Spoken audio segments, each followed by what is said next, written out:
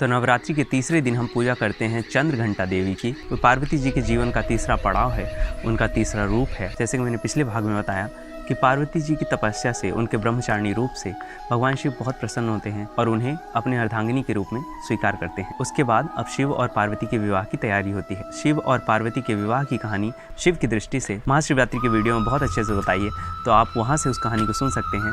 यहाँ कहीं पे आई बटन पे लिंक आ रहा होगा, वहाँ जाके आप चेक कर सकते हैं और लिंक डिस्क्रिप्शन में भी डाला है, आप वहाँ से भी उस वीडियो सीरीज़ को देख सकते हैं। शिव और पार्वती के रिश्ते को बहुत अच्छे से समझ सकते हैं, पर उसमें कहानी मैंने शिव की दृष्टि से बताई है, ये कहानी देवी की दृष्टि से। तो अब विवाह की तैयारी हो जाती है, शिव की बारात आती है, तो शिव अपने वास्तविक रूप में आते हैं। शिव के पूरे शरीर में भस्म लगी है, उनके साथ कई प्रकार के जीव जंतु चल रहे हैं, हर तरह के राक्षस, देवता, जीव जंतु, पशु, हर तरह के जीव उनके साथ आ रहे हैं। कुछ प्राणी विलक्षण हैं तो कुछ विक्षिप्त हैं। उनके गले में सर्प लौट रहा है, उनके ऊपर भस्म लगी हुई है, वो नंदी पे सवार हैं और गाजे बाजे के साथ न जाने किस नशे में मग्न हैं और धूमधाम से अपनी बारात लेकर आ रहे हैं। जब इस बारात को नैनावती देखती हैं, यानी कि मीना जो कि पार्वती जी की माता हैं, वो देखती हैं तो वे मूर्छित हो जाती हैं। और जब उनके अंदर फिर से चेतना आती है, वो होश में आती हैं, तो वो विलाप करने लगती हैं और पार्वती से पूछने लगती हैं कि आपने ये कैसा वर चुना? आप इतनी कोमल राजकुमारी हैं, आप इस राजमहल में पली बड़ी हैं, आप हिमालय में कैसे रहेंगी जाकर? जिन प्राणियों के साथ ये बारात में आए हैं, ये सब प्राणी भी वहाँ रहेंगे? तो इस तरह की बारात को देखकर उनके अंदर बहुत सारे प्रश्न उठने लगते हैं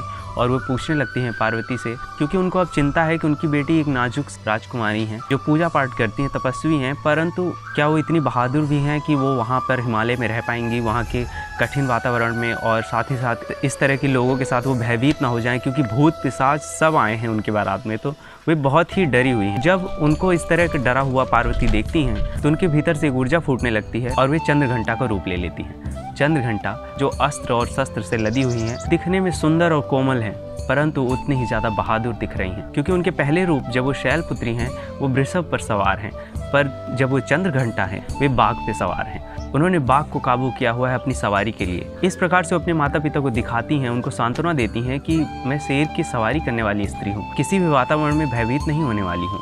उनके हाथों में न जाने कितने अस्त्र शस्त्र हैं, बड़े बड़े घंटे हैं जो ये बताते हैं कि इन घंटों से जब वो नाद करती हैं तो दूर दूर तक पवित्रता फैल जाती है। साथ ही साथ वो ये भी प्रदर्शित करती हैं कि वे शिव के समान हैं, उनमें कोई अंतर नहीं है, कोई उनमें छोटा या बड़ा नहीं है, कोई कम या ज़्यादा नहीं है, अपितु वे एक समान, एक बराबर हैं। तो शिव चूँकि अपने वास्तविक स्वरूप में आए हुए हैं, देवी भी अपना वास्तविक स्वरूप दिखाना चाहती हैं।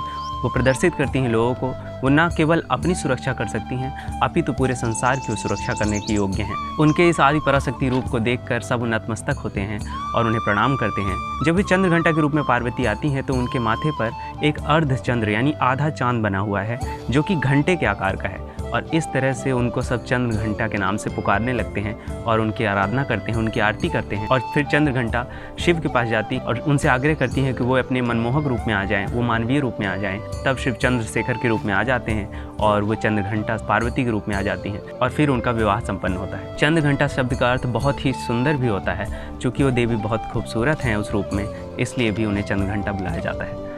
आई होप आपको ये कहानी पसंद आई हो। चलिए अब चलते हैं माता के चौथे रूप की ओर, जो कि है देवी कुष्मांडा का रूप। तो आशा है कि माता रानी आप पर कृपा करें। जय माता दी।